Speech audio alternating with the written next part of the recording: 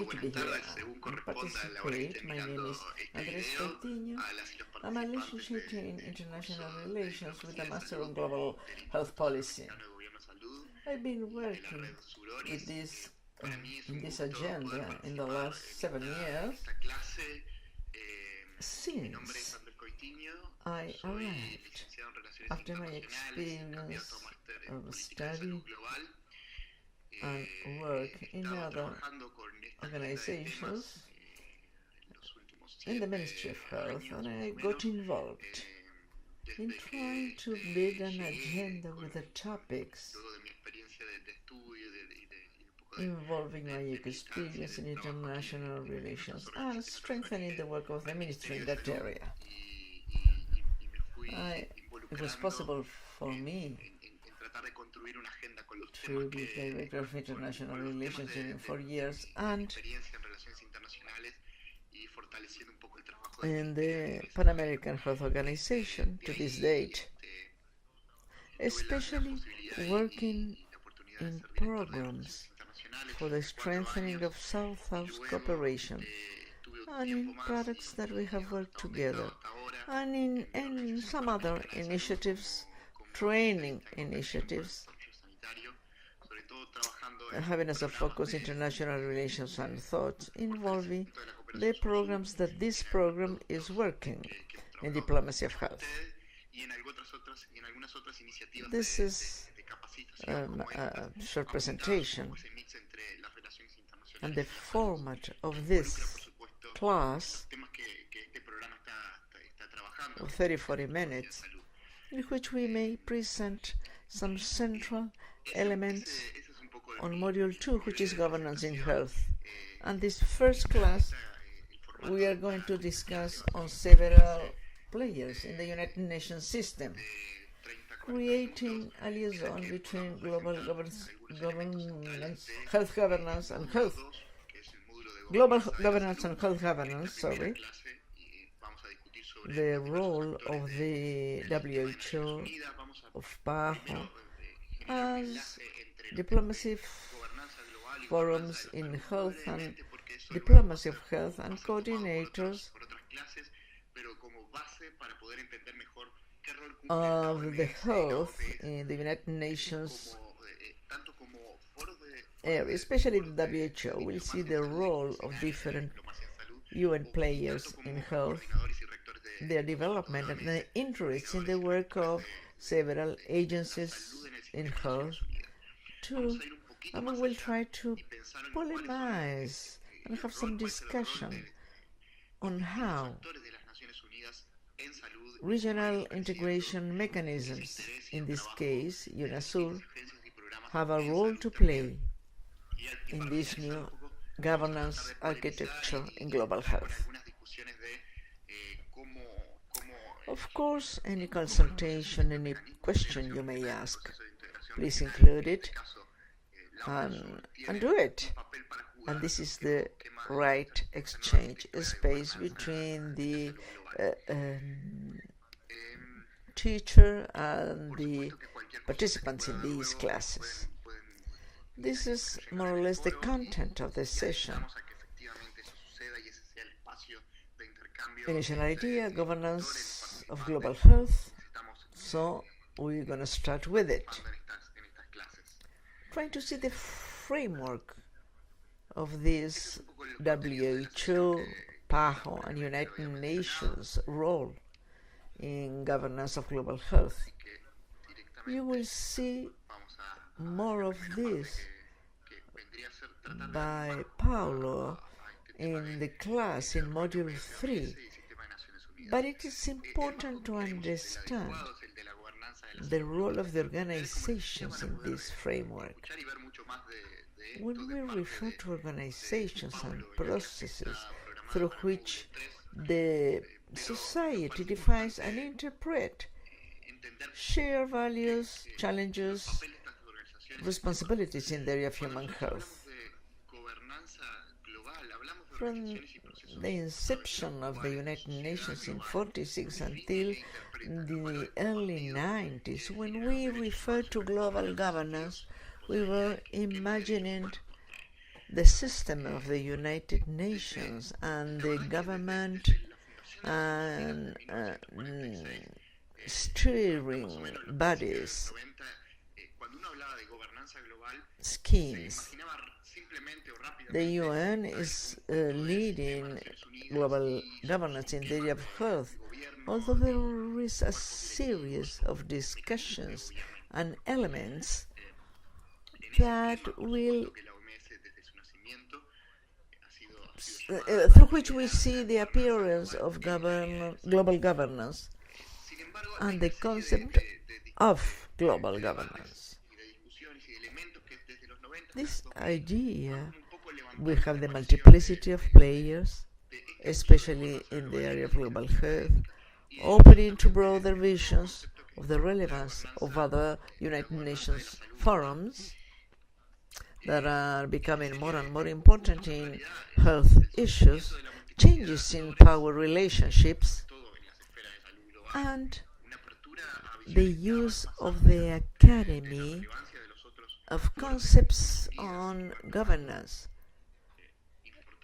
You will see this in some documents of PNUD, trying to discuss what good governance is. Accountability in different contexts, in the 90s, these elements had very serious discussions on control, rendering of account, and the efficiency of expenditure. After the year 2000,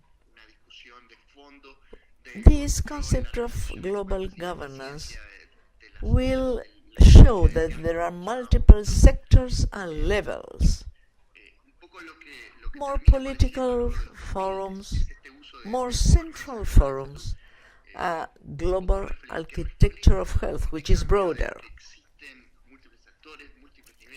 You may see in this slide some authors have analyzed how global governance in health is being used, and they see there are 3 cases that are more used. This is a work by Kelly Lee, developing the idea that governance, and one of the meanings is governance for global health in national and regional levels that support the global agenda. And we may see the discussions and mechanisms of foreign affairs, regional and sub-regional spaces, and then we had governance of global health, and we have the governance of the organizations and their connections, the scheme, WHO, PAHO, steering bodies and agencies, and finally, global governance for health, which is the context of global organizations interacting in the area of health.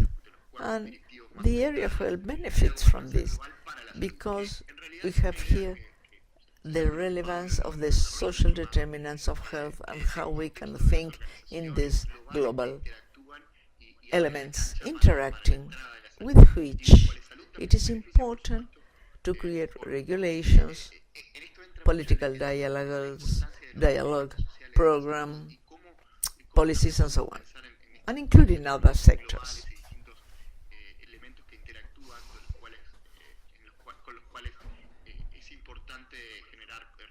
Just to close this framework, because this is the first class of global governance, there is, when we refer to this new series of players, we refer to an emergency of offers and public-private alliances and a new configuration of international trade.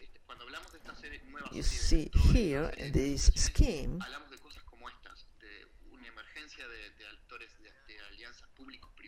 which is a UNTA scheme,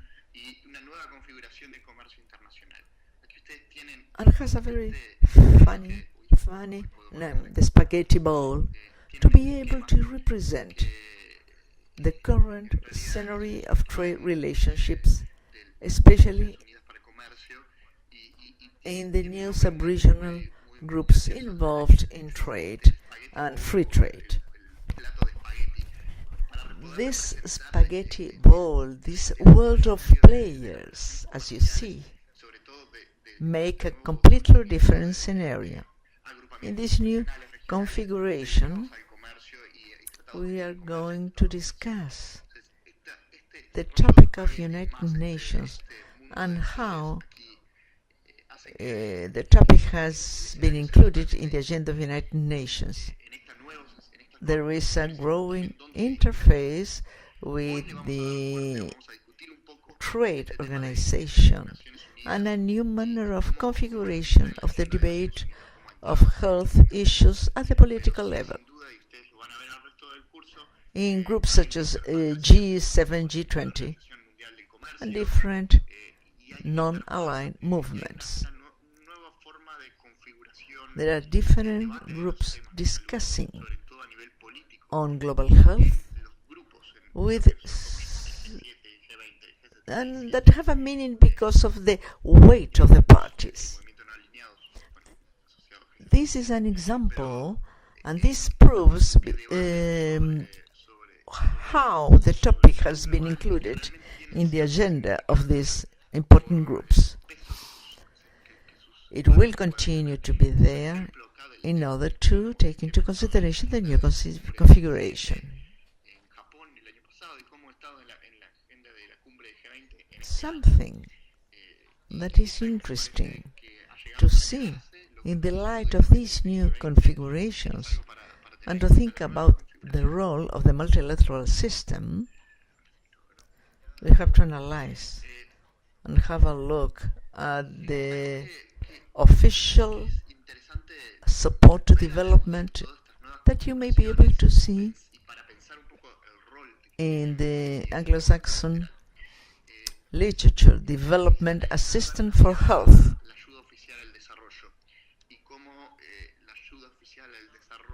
And how this support, this assistance, is behaving in the last years. It is good to work on large numbers. How much is the official assistance to health today? We are seeing that 2015 figures, they refer to 36.4 billion, and 2016, that do not appear on this slide, but the figures from the Washington University developing this product of analysis, which is the funding for health and the global burden of disease. These tools are very useful in order to have a very specific picture of health. That means to say, in 2016, $36.7 billion that are used annually in the cooperation for health, for the health sector. You will see that in this assessment, there is a marked characteristic. Since the year 2000 to 2010, where the cooperation for health grew 11.4% each year on average during the golden age of global health financing. And this is associated to the large programs for AIDS, also against HIV, malaria, and different configurations that were being proposed, and they are financing or funding mechanisms.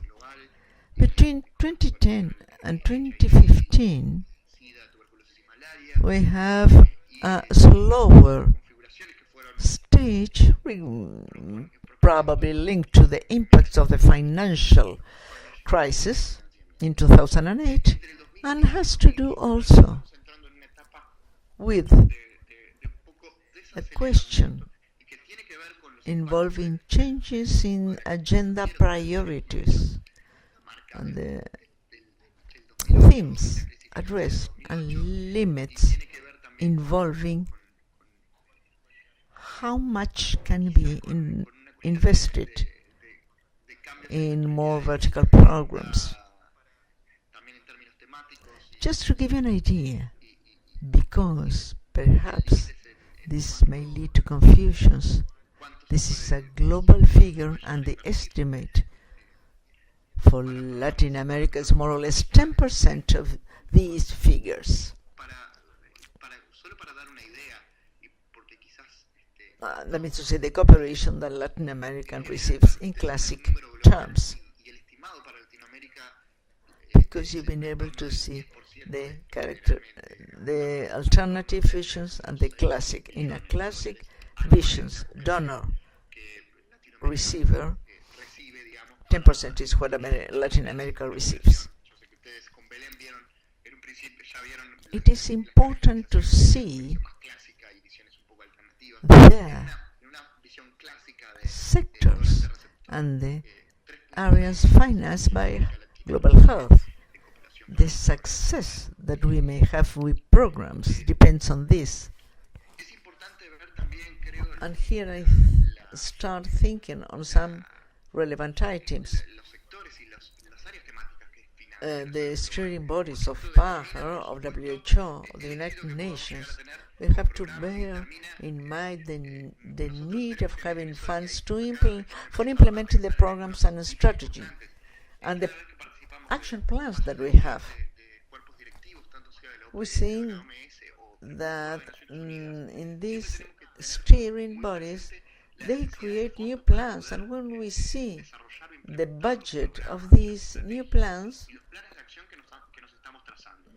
they can only sustain 2 people in charge of the program for the region for 2 years. That means to say, we start to think that the elements, the funding elements, and how we are going to fund these programs is a fundamental question.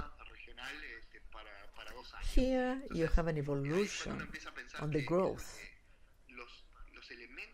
comparing in green the golden age of funding in health and 2010, 2015 as a second stage.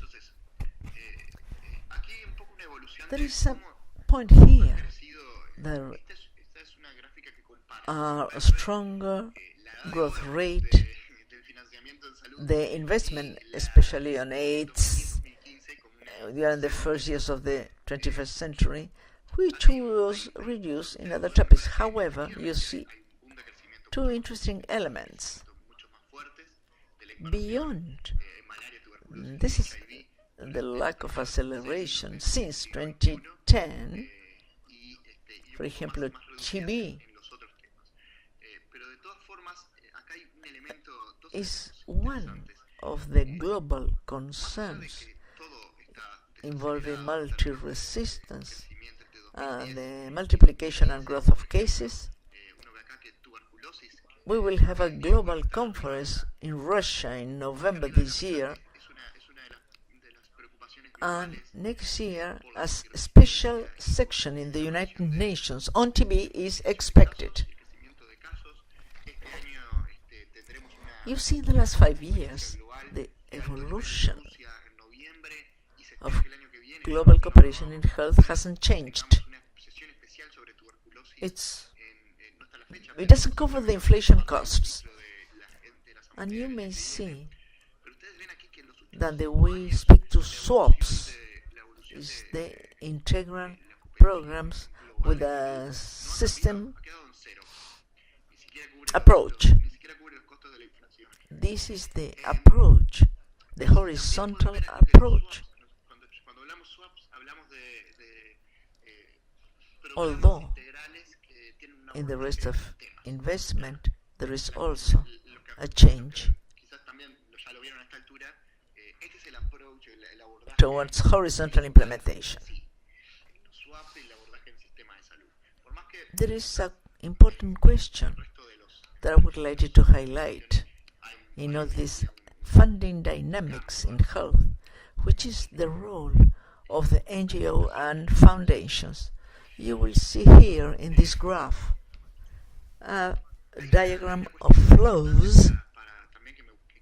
This is a Sankey diagram, is a technical name presenting the sources, channels, and destinations of the money. And you may see on the left the sources.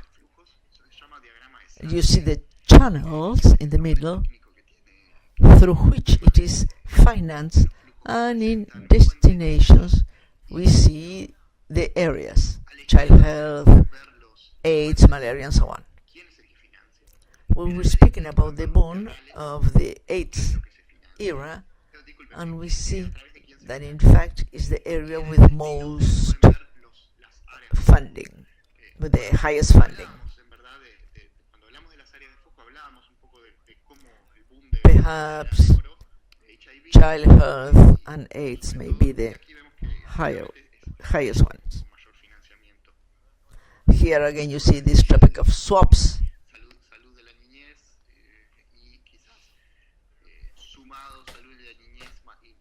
But you see here the role of NGOs. They are having a very important role in channeling these projects. It depends, and the type of channeling depends, because sometimes we have funding mechanisms. For example, there are some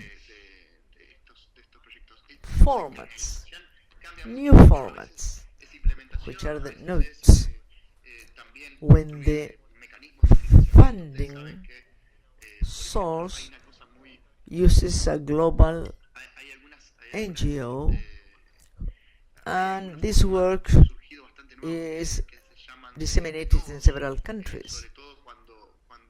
You see some NGOs having, for example, their bases in Africa, and here the foundations and NGOs become a very important channel.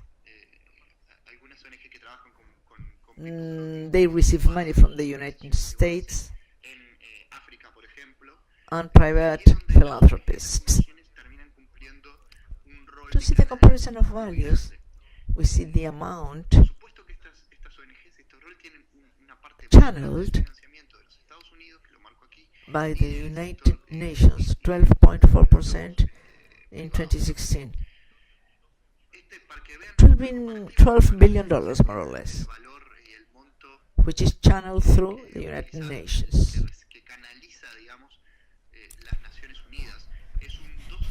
Just to give you an idea, and to close this topic of funding, which of course can be discussed for a long time, and you are invited to exchange ideas in the forum on this. I was telling you that United Nations more or less 12%, $12 billion, but there is also a reduction of 12%. There is a reduction from one year to the other, which is explained by the force in 2014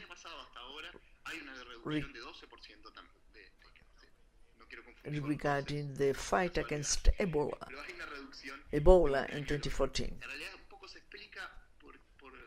And other elements that I wanted to address. We spoke of the foundations and the growing role they have.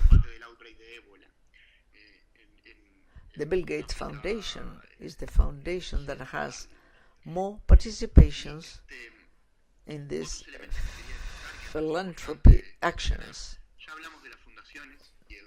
the United States, the source that more cooperates in health. And we have the growing role of the World Bank and financial institutions. And we can include here the Inter-American Development Bank. There is a strong increase in the last 2 years of funding from the World Bank for health projects. The highest increment we have in 2014-2015, with the World Bank investing 62% more in health programs. This is important in the light of how the system is articulated. The United system is articulated in order to become more efficient, of course.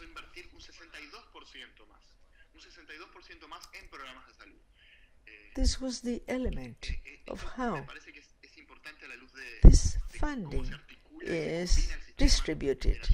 Now we are going to see PAHO and WHO.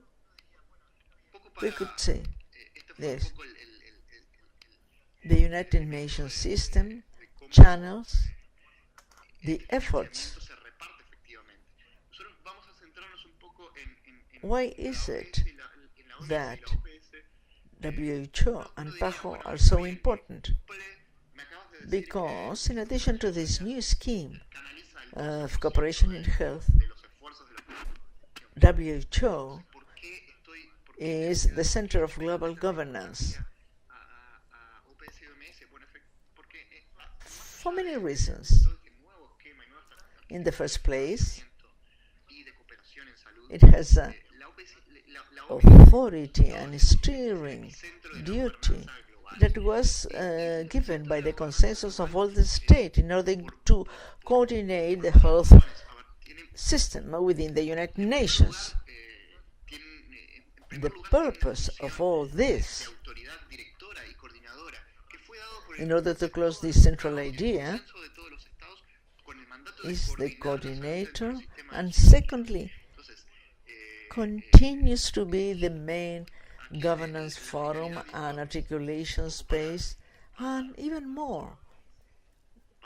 WHO and its forums and the World Health Assembly has the ability to have international rules based on international law.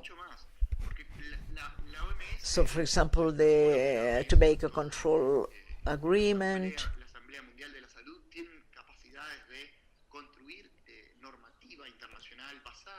the Code for the Replacement of Milk, the International Health Regulation.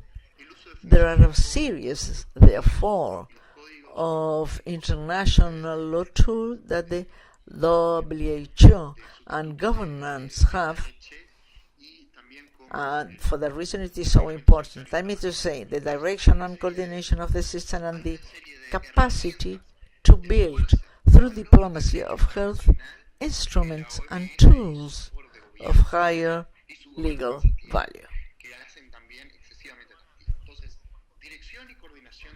This you will see more with Daisy, according to what I see in the program.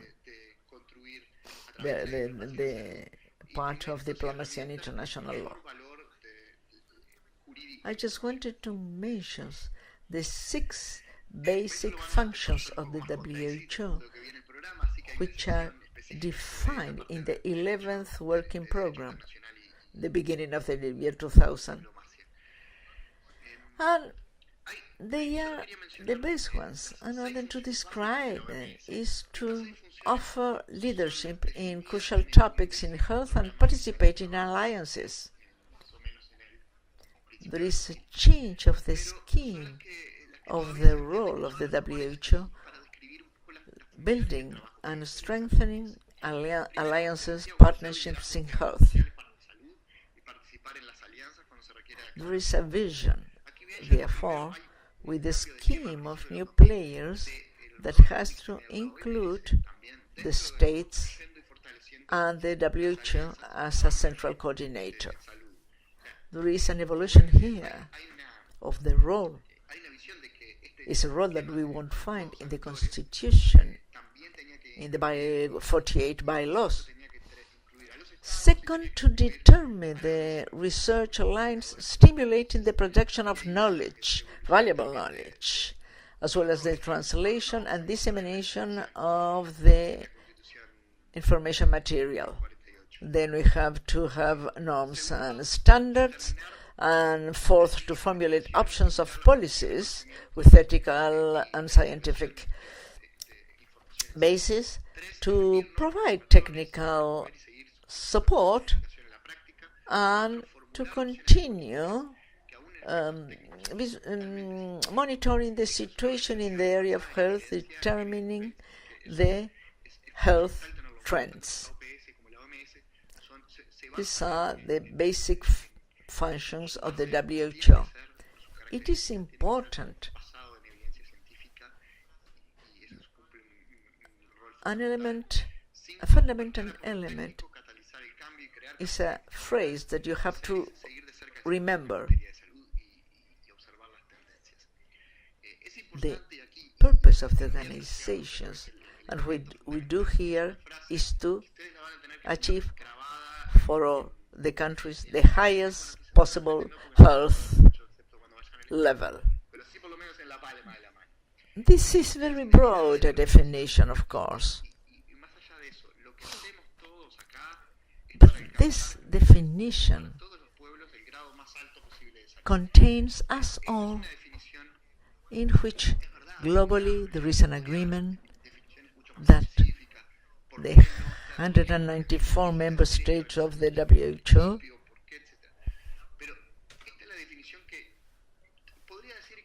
when we ratify the Constitution, we all agree on this purpose and this mandate. I always recall a colleague, Juan Garay, that said that the moment to assess the work of the organization is the only measure is if we were able to achieve the highest health degree for all the peoples of the world. I always remember this idea. Just to advance in the characterization of the WHO, the work of the organization is carried out by a central directed work. First of all, we would like to mention the organs of the organization. There are some steering organs, which are the highest organs in the organizations. First of all, the World Health Assembly that gathers in the month of May every year in Geneva, unless there is another venue. But just for logistic facilities, Geneva has been the venue of these assemblies.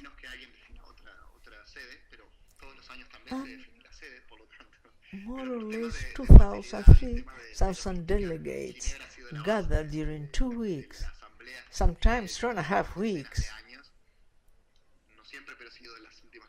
The scheme has changed lately, and the meetings now are longer. But the World Health Assembly is the top organ defining the policies, mandates, plans, strategies, and also the Director General.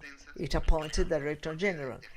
Then we have an Executive Council supporting the work, and they gather twice a year. And we have 2 auxiliary organs.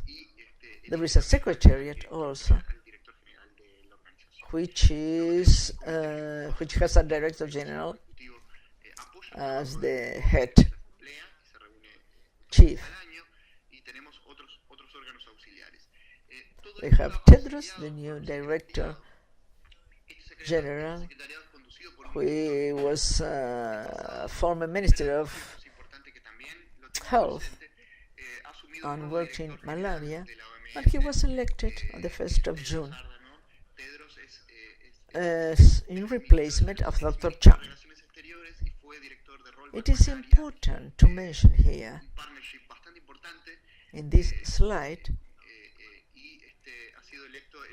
the organization has 8,000 professionals, technical, administrative staff distributed in the central office in Geneva and 5 regional offices that you see on the map, and 47 country offices.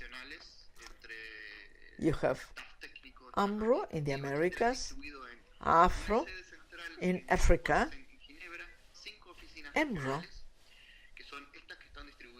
Mediterranean, Euro, the European region,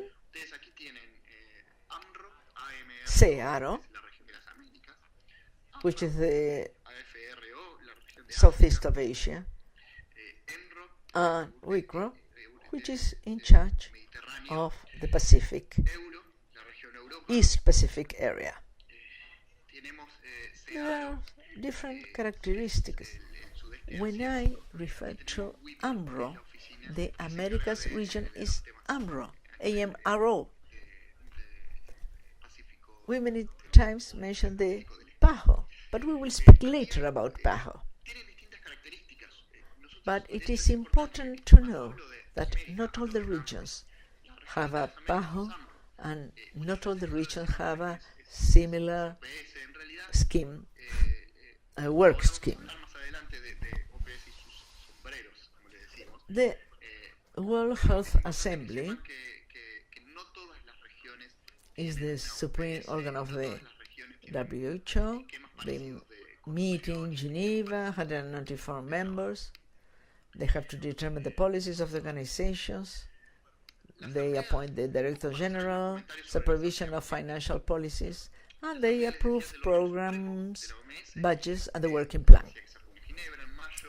They also examine all the results of the Executive Council, for example, the reports on the implementation of the plans and the progress of the plans. I would like to mention now about the work, the dynamics of the work of the Assembly. I would like to see this in the forum, exchange experiences of colleagues that have been able to participate in the Assembly.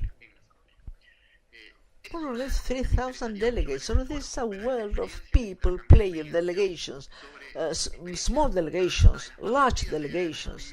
You will find in the corridors the players of the organization, non-state organizations, the number of companies wishing to fund a product,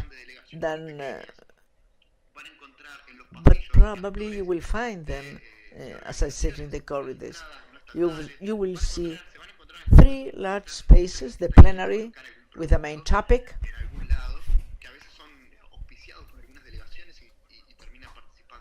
business, as usual, we have a plenary with a central topic. The minister speak and discuss on the topic. Perhaps there may be some invitees. The plenary has the force in the first 2.5 days, and then they consider to approve the topics delivered by the Commission.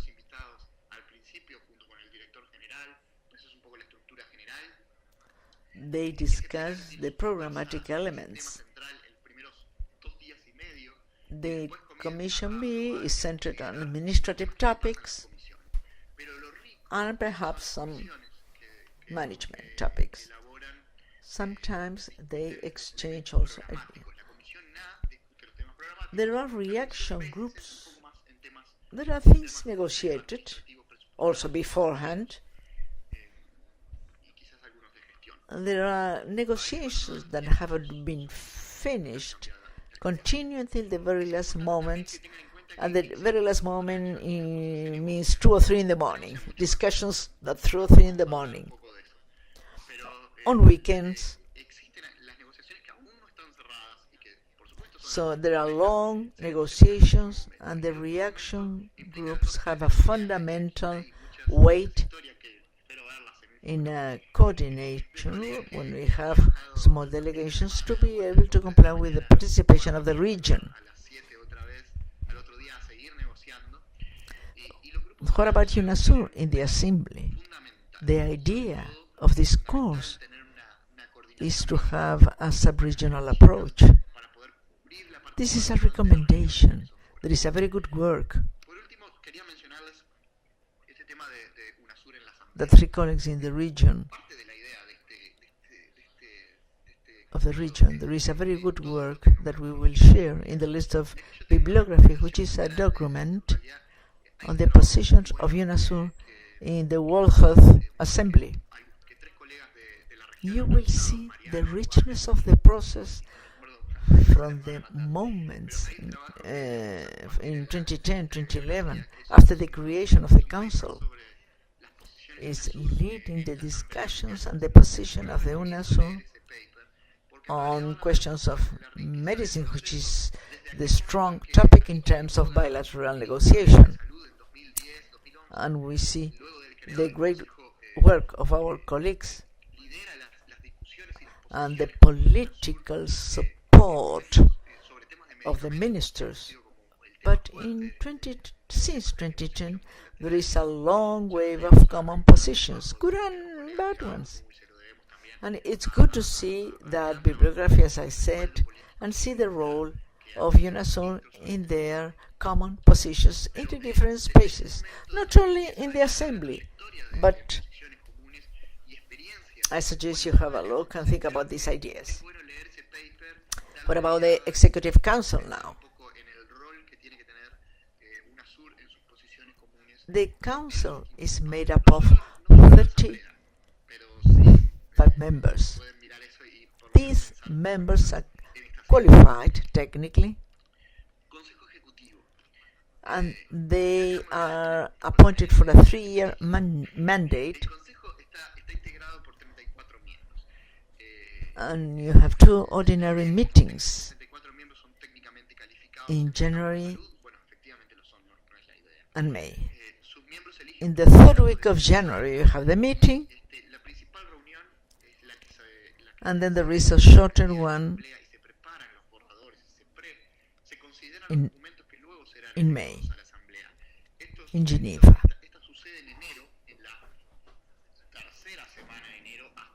Perhaps the second one deals with administrative topics. The January meeting is very, very important. Basically, it's a preparation of the assembly. It is fundamental to have the presence of all the members of the Executive Council.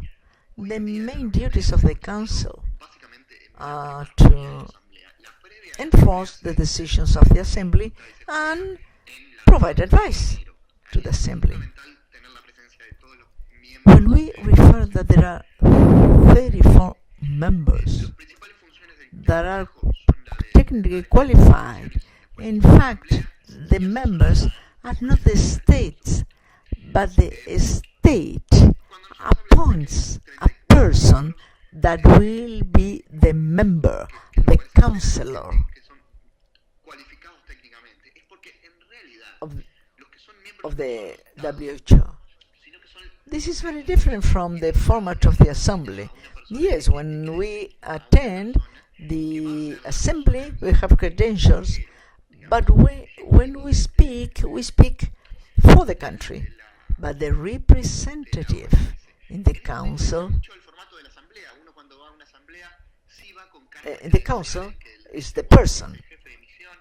In the assembly is the country. I would like to point out who are the UNASUR members that are part of the country. We have Brazil from 2017, from 2020, Colombia 2016, 2019. These are the two members. The South American region has been able to maintain two members in the council throughout time. There were three. We had Argentina, Brazil, and Suriname as the highest number of members at the council. It's a good average having two members at the council. So there are two spaces, and it's fundamental.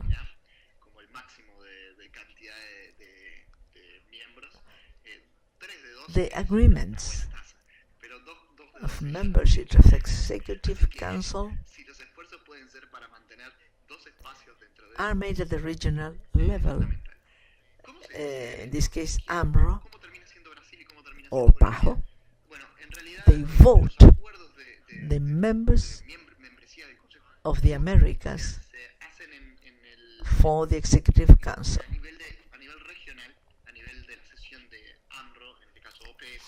Other mechanisms that we may see, other mechanism that we are going to see now, il PBAC, which is the administration and budget topics with 14 members, which are members of the Executive Council in addition to the President and one of the Vice Presidents of the Council. There are 4 Vice Presidents.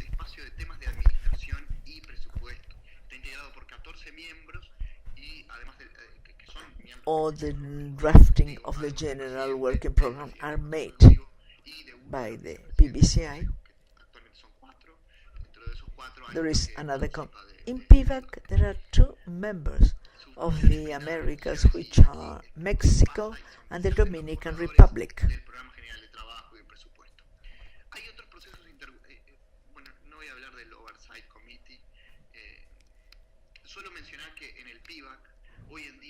The Supervision Advising Committee is in charge of financial statements, external auditing, but there are other intergovernmental processes. In this case, in the last years, there have been a trend to provide more incidence, as seen in certain drafts.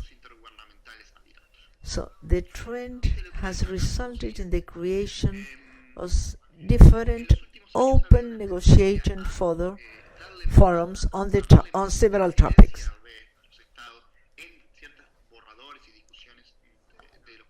The CEWG is the open meeting of member states with experts in development and for funding of research.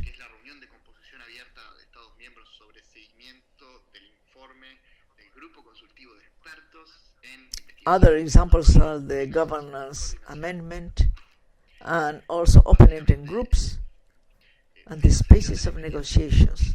These are open to member states that meet twice a year generally, and they work on the drafts.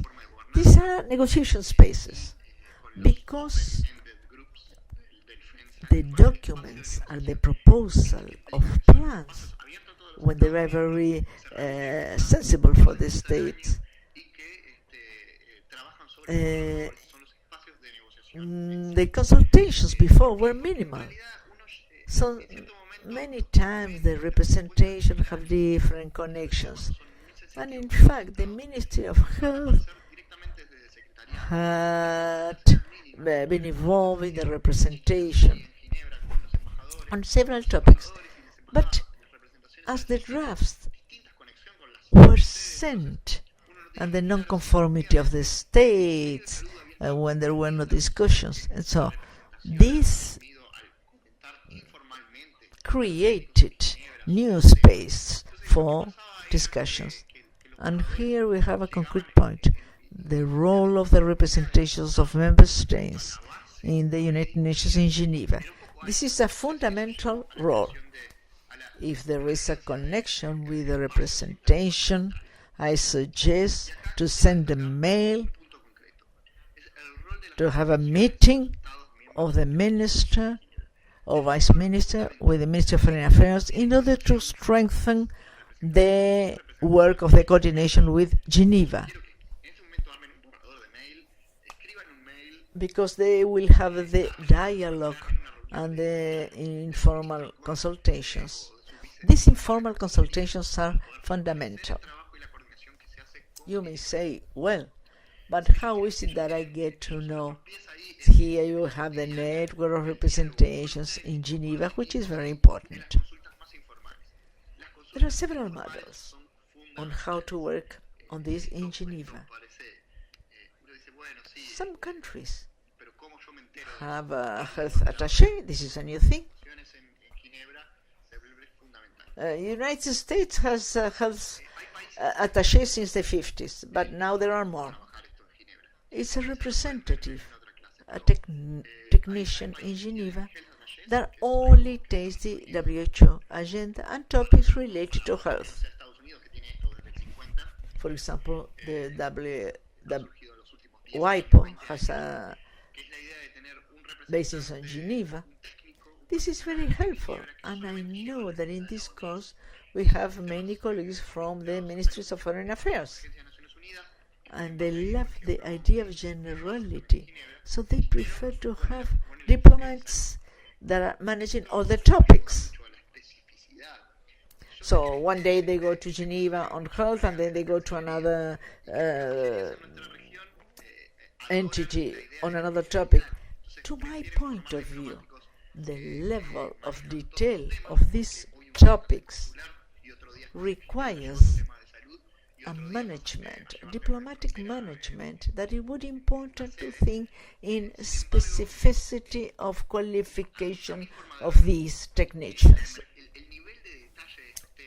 by the diplomacy academies, and to create a working cycle among these missions between the a work that is consistent between the PAHO and the venue, and this is my call also to my colleagues in Foreign Affairs. The priorities and basis and structure, the 12th General Working Program 2014-2019 is the head of everything that we do at the WHO. There are three large chapters. One is related to governance and management. The other one is the WHO leadership. The multiplicity of players is the WHO leadership is very, very important. And then we have the result change with 6 categories on which the budgets and medium-sized programs are built. In May, the 2018-2019 program was approved. The programs have to do with aligning with the development goals, sustainable development goals, and the program of emergencies. Through the increase of funding and for the emergency program and for the other important area, which is antimicrobial resistance. These programs grow very much in budgeting terms, and this is included in the result change of the program. This is something that you should also pay attention, is the reform process of the WHO.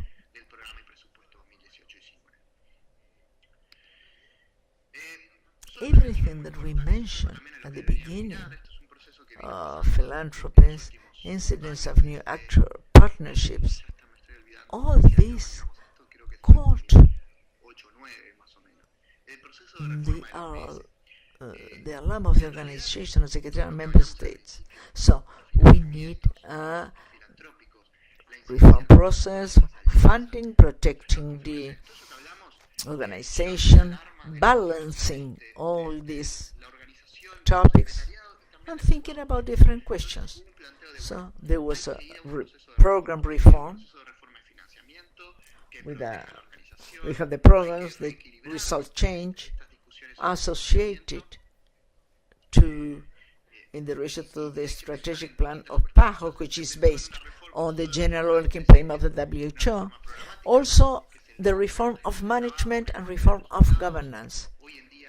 And here you have in the chart the non-state process reform, the topics within the WHO, strengthening on changes in governance, time harmonization, improving times, accountability, and a series of elements that you may be able to explore later. Among them, we have non-state players. There is a new scheme of relationships with the non-state players, with new cooperation frameworks with the academy, the private sector, philanthropies, and the NGOs. What about the capability of the PAHO and the WHO to develop partnerships with the non-state players? This promotes the working relationship of these two large entities with non-state players. When we want to have better relationships, because this is part of the reality of global health. We wish to have transparency, accountability, clear questions. The state create this, and the best framework is this one. Monitoring tools, registration tools,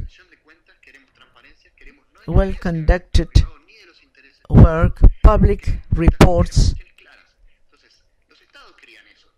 and control on the relationship of the and all these bodies. Who is who?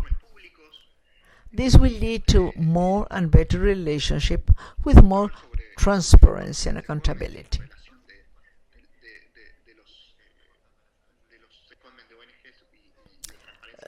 This is not true that FENSA is cutting the wings of the Secretariat. No, this is not true, of course. Finally, the funding. This is how the WHO is financed,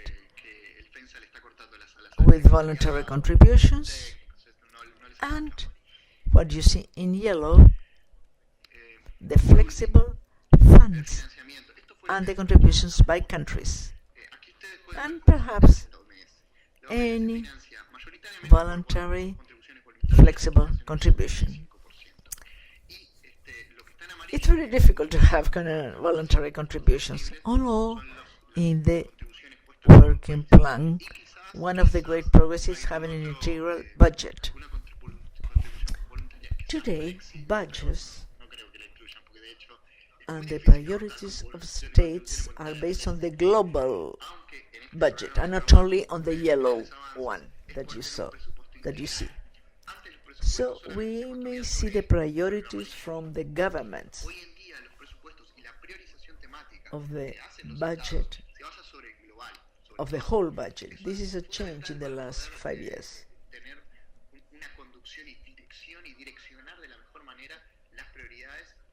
Now we will see the PAHO. Okay, we will address now the PAHO. the Pan American Health Office, AMRO. We have heard many denominations.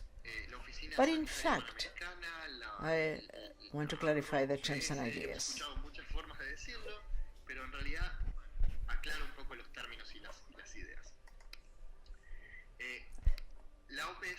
The PAHO has many institutional ideas. The Health Organization is an international organization. Then started to be a specialized office, specialized agent of health for the Inter-American system. The Inter-American organ that you know is the OAS. And after the creation of the WHO, there was an agreement, and therefore the PAHO started to be the Regional Americas Office. So it's an independent organization with legal capacity. Within the Inter-American system, it's a specialized agency with a specific name with the OAS, and is also, according to specific agreement of the WHO, it also governs the America's health activities. We have several duties until we came to these agreements. The purpose of the organization is to promote and coordinate the efforts of countries of the Western Hemisphere to address and fight diseases, to prolong life and stimulate the physical and mental improvement of the inhabitants.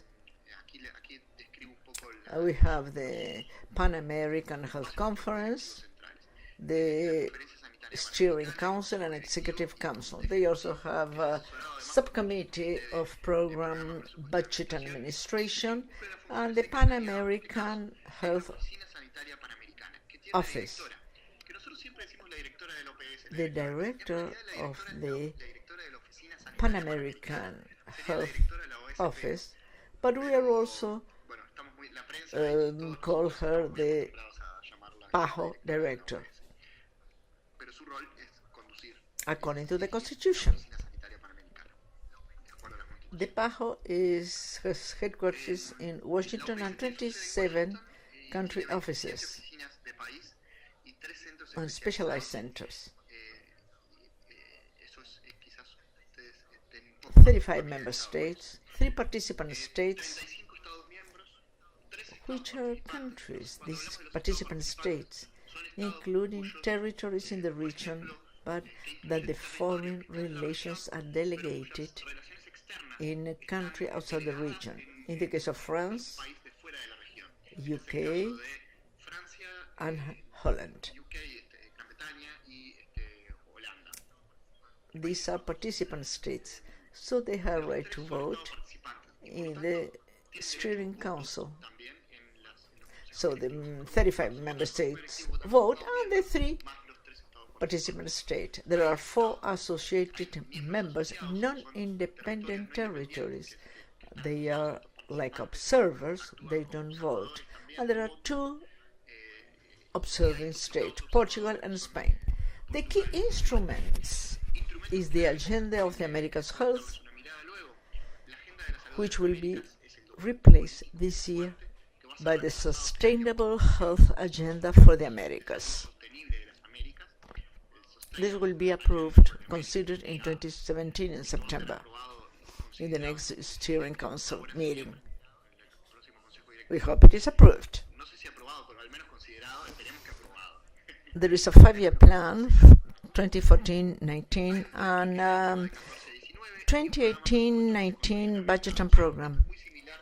This is based very much in the results change of the WHO. There is a steering committee made up of 9 members that meet twice a year. You have here the meetings. In South America, we have Argentina, Chile, Brazil, Colombia.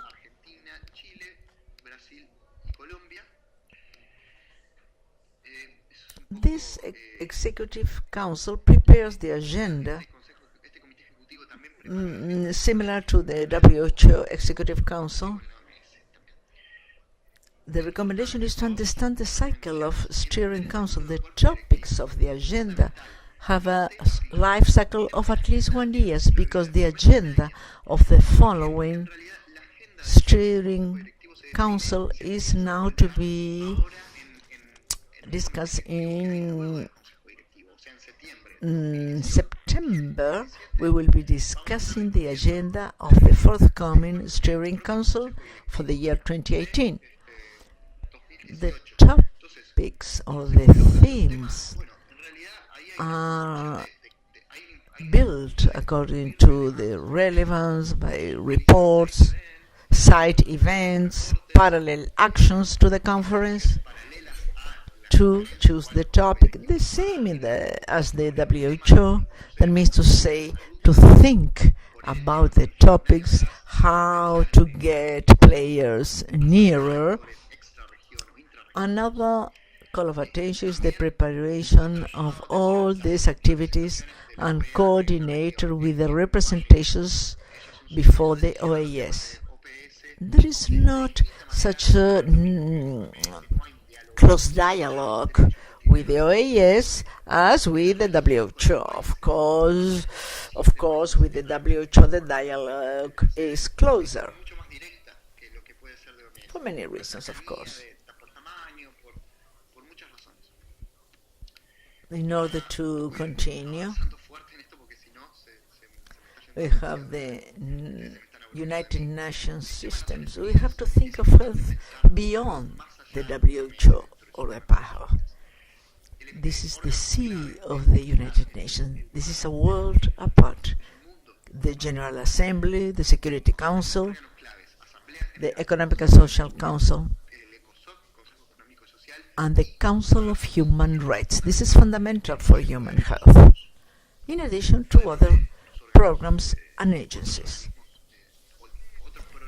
In the Assembly and the Health Council, we have to think about this. There is a growing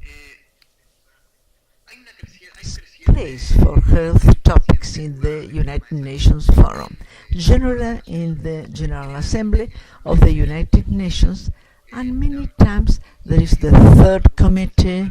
The third committee meets during the General Assembly and is in charge of social, humanitarian, and cultural topics. The Assembly begins in September. You will see the addresses of the heads of state, but the Assembly starts there and ends up in December, mid-December, just before Christmas. During those sessions, they work on a number of topics, and many of the health topics had been already discussed. We have the evolution since 2001 with the special sessions and high-level meetings. These high-level meetings and special sessions are parallel to the General Assembly. They take place in the United Nations, and they try to involve high-level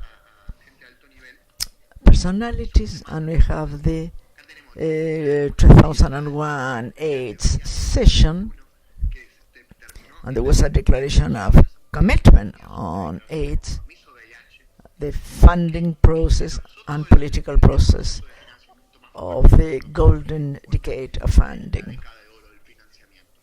We have non-communicable disease in 2011 that also resulted in a political declaration which was fundamental, gathering political partnerships and funding. And another example, a current example, TB, the high-level meeting that Russia is organizing.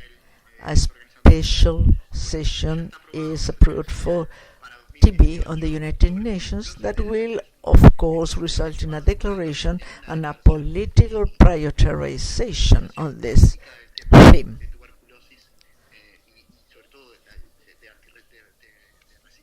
During the United Nations Assembly, the ECOSOC, and this is a very broad discussion, which is an organ of social representation and having its agenda on social, cultural, and economic topics. They gather in July every year, but it doesn't have the capacity of mandate.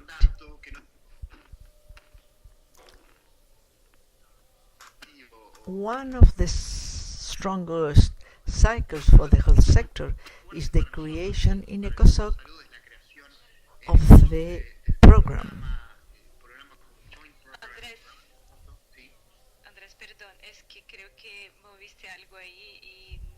He's going to repeat about the ECOSOC mandate because there was a sound problem.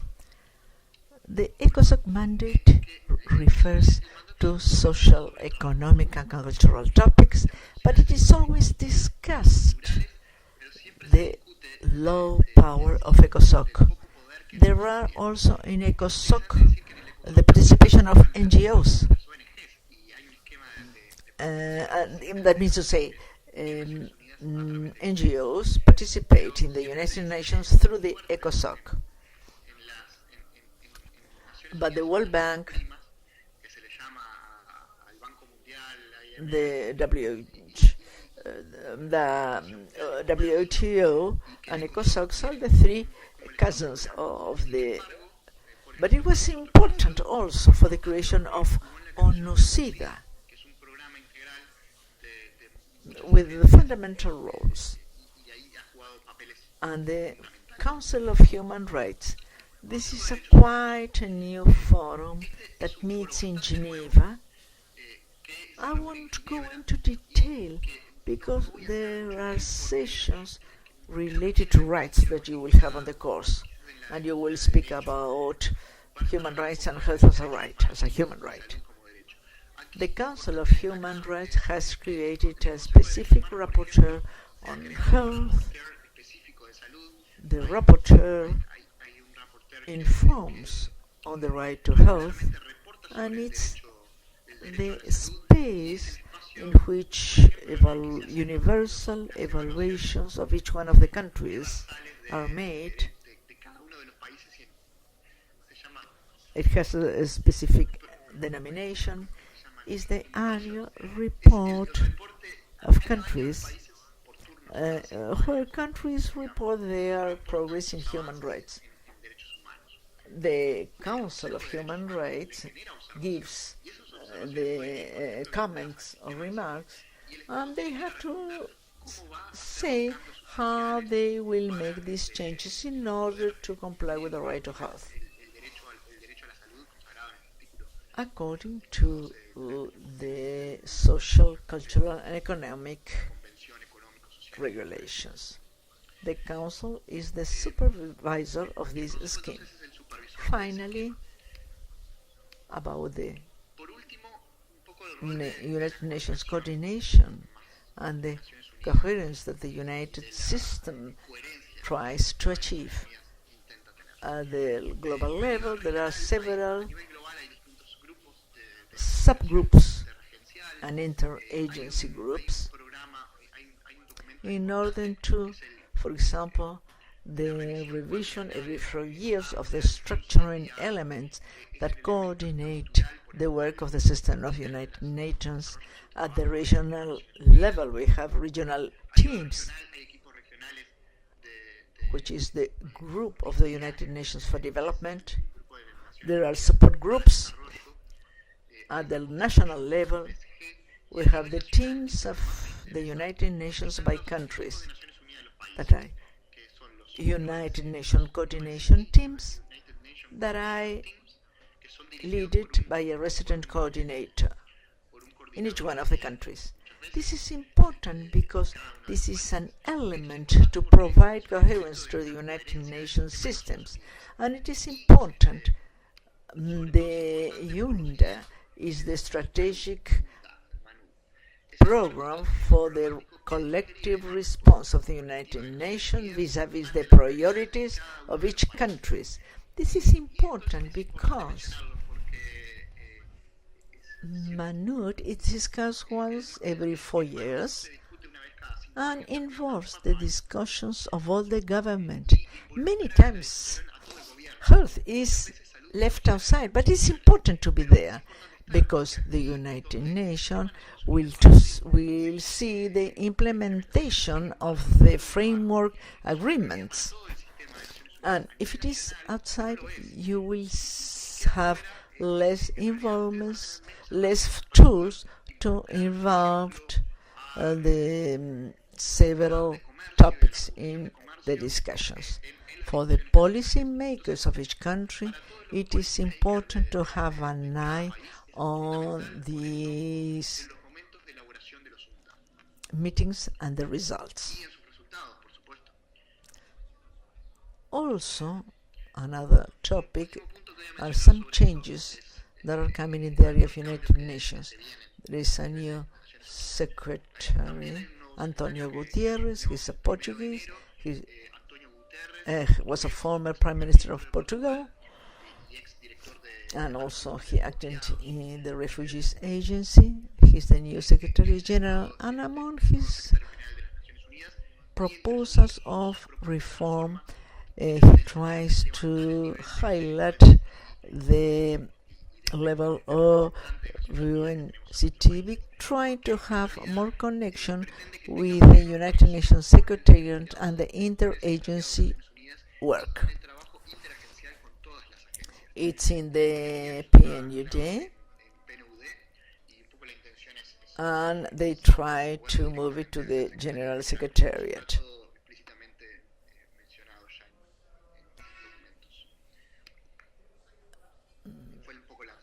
There are some agencies with fundamental roles in health, and this is just to,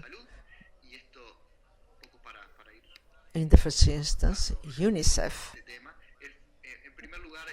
promoting the rights of children everywhere, and they have programs related to ensuring healthy childhood until adolescence, related to the health of the mothers and children, and multi-sectoral programs also. UNICEF played a role in the basic packets involving growth, vaccination, health, sanitary conditions. This is the basic package. Vis-a-vis the idea of horizontal health and health for us. We still have some vaccination campaigns, oral rehydration. The second fundamental role, which is important to mention, is UNFPA, if the Fund of the United Nations for Populations, promoting the right of each citizen to have a healthy life, with a very important focus. This was created in 69.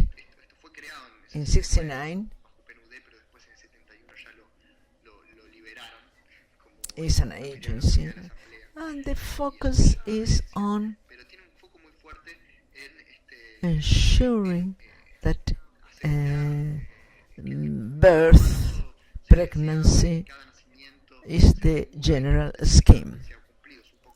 That means to say that each pregnancy has to be a wish of the mother, and with safe birth, and to comply with the possibilities of each person.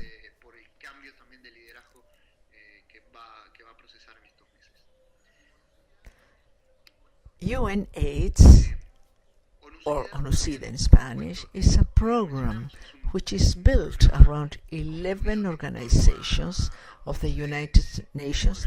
It's a joint program. It's not an agency. It's the only one in its type. Has a council of 22 member states, including countries of the region, Ecuador, Brazil, and Chile, 3 South American countries, which are in the Coordinating Council of UNAIDS. They also include the civil society, NGOs, an association of people that live with AIDS. UNAIDS was responsible at the beginning of the year 2000 in order to process this funding, bond, and advance substantially in many of the questions of access to retroviral in the region, together with other political elements and commercial elements. Other programs that I think are important to think about and their roles is the environment program,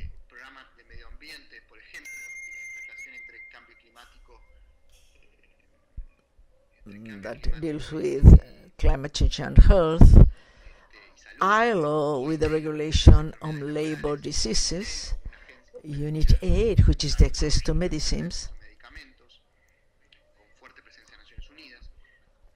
PNUD and FAHO, with things about the food codex, One Health strategies, considering the phytosanitary and sanitary aspects, and the international nutrition conferences. Just to come to a closure, regional integration in this context, some ideas to launch for the debate of the role of regional integration. It's important to continue developing the expertise in several fields, and this includes health diplomacy. In this course, we have people from the foreign affairs ministries. It is important to build capacities in health diplomacy. Second, the relevance of the coordination between health and foreign affairs. The working process for the meeting involving FAO were very important, and WHO. We are referring to the nutrition conference. The ministries had a fundamental role balancing the weight of the agricultural and health. Perhaps there were colliding interests on genetic products and so on. And here we see the relevance of a good relationship and understanding between health and the ministries of foreign affairs, which have to understand the relevance of all these activities. The work at the national level with UNCT and MANUT, the opportunity of negotiation as clubs. This is a topic that is working. The people negotiating the United Nations assemblies in groups. These are the clubs. This is something that is highlighted all the time, the scheme of negotiations with the African Union and the Euros on the other one, UNASUR. There is really a scheme of clubs. And finally, we have to think about the life cycle of the priority for the region. How is it that we choose a topic in United Nations in the assembly at the WHO? This is an idea that whenever I present it, I try to improve it. Once we identify priorities, there is also time for discussion, for agreement, and then there are common positions that are taken to the global forum. This global forum create tools and mandates which must include recommendations and perspectives from our countries. That is why we play an important role. Then the strategies will become regional strategies, identifying good practices and so on, and they will end up in a general plan. How does this side connect with that one and so on? Why is it important to go to the global forum to have a national plan being enforced? We have the framework of non-communicable diseases, for example. We were discussing very strongly, including or not these tax tools as possible tools or recommended tools for the control of non-communicable diseases. We finally included them, and this has been very important for you to go to the ministries of health, talk to the ministries of economics, go to the parliaments and the commissions of health and say, look, the WHO is recommending the use of taxes to control communicable diseases. This has created support in the implementation of regulation of states, for example, the regulation of soft drinks in Mexico, that receiving support based on evidence, scientific evidence, and safety global trademarks, because the WHO recommendations are objective, and we have a number of tools. Yes, this is possible to be able to change some positions regarding the debate, also at the level of countries. This is more or less the idea to start thinking and discuss during the forum on the pyramid. I invite you now to continue discussing. There are many things we have talked and we can discuss. Let's begin with these three. How the sectors involved in governance in health have changed. I would like to hear your examples of different actions, experiences in the assembly, in the steering committee, at any meeting. Second, to share those examples. And third, in which is the benefit of a better position of the health agenda in the agenda of high level of the United Nations systems and in the working plans of other agencies and programs.